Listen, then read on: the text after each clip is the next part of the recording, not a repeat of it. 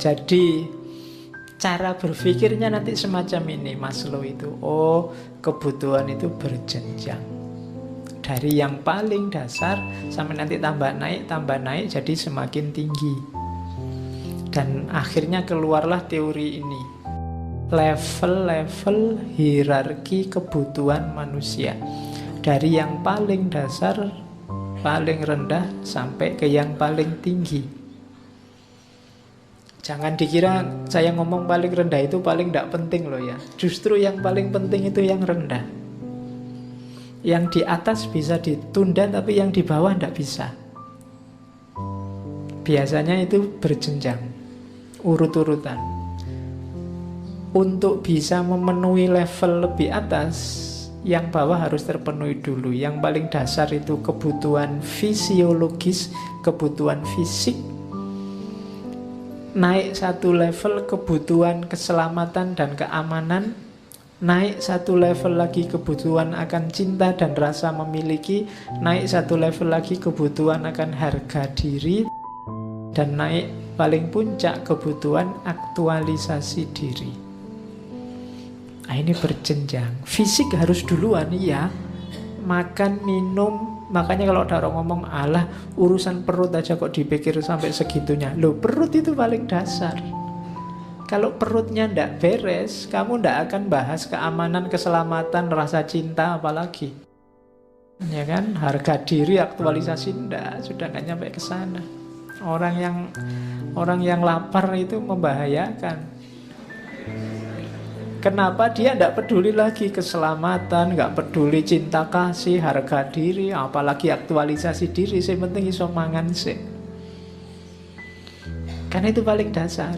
Yo kayak tadi loh, yo makan. Yo nanti ada yang lebih penting lagi minum, lebih penting lagi bernafas. Jadi kalau sudah urusan bernafas kan kamu nggak mikir cinta kasih, nggak mikir harga diri. Makanya banyak orang bilang kesehatan itu nomor satu, ya, karena kesehatan itu kan urusan fisik sebenarnya. Kamu tidak boleh ngomong, alah Pak itu materi, fisik itu tidak penting. Iya, tapi kalau kamu sakit tidak bisa ngapa-ngapain.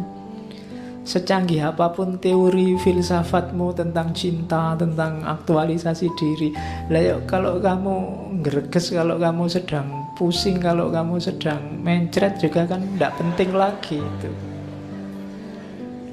Jadi ranking, bereskan dulu yang bawah, jangan ujuk-ujuk ke atas. Ujuk-ujuk, Pak, saya ingin mengaktualisasi diri sebagai manusia yang berguna bagi nusa dan bangsa. Tapi yo, makannya juga harus dipenuhi, urusan minum dipenuhi. Kalau tidak nanti bahaya. Orang menganggapmu sudah sangat tinggi, ternyata ya kamu masih sibuk memenuhi kebutuhan makan. Jadi penuhi dulu yang bawah-bawah sampai atas. Oke, bahwa Pak saya masih mikir pekerjaan, Pak saya masih mikir istri, Pak saya, wajar, kamu masih ada di level-level bawah. Nggak usah kesusu, saya ingin jadi filosof Pak, jadi wali Pak, jadi orang. Kalau yang bawah belum terjamin, kalau kamu jujuk ke atas, nanti ndak balance hidupmu, kacau. Karena kebutuhan ini berjenjang. Kamu kesusu jadi wali, nanti diundang orang ceramah, ndak disangoni nesu-nesu. Nggak ada uang sakunya, kamu marah-marah. Kenapa kok kamu marah? Karena kamu butuh uang. Kenapa? Untuk makan, Pak. Lihat, kamu masih ngurus yang bawah kok. Pikiranmu kan masih di level bawah. Penuhi dulu yang bawah, baru ke atas. Cara membacanya, ini kebutuhan ini sifatnya innate. Innate itu bawaan. Semua manusia pasti begitu, meskipun bisa berubah karena belajar, karena harapan-harapan, karena ketakutan-ketakutan. Semakin rendah kebutuhan, semakin besar kekuatan, potensi, dan prioritasnya. Jadi itu yang saya bilang tadi, yang bawah itu lebih penting untuk dipenuhi dulu. Yang atas bisa ditunda. Kamu jadi filosof, jadi wali, bisa besok-besok, enggak apa-apa. Tapi makan harus sekarang. Jangan dibalik.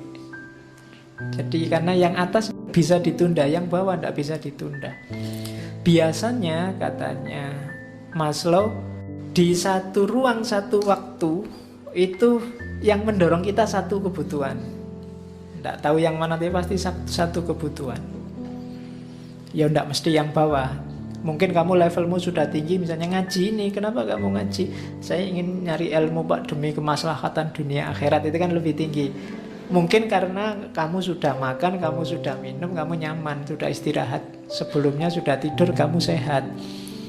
Coba kamu belum makan berhari-hari, apa kamu mikirin ngaji filsafat? Kan enggak.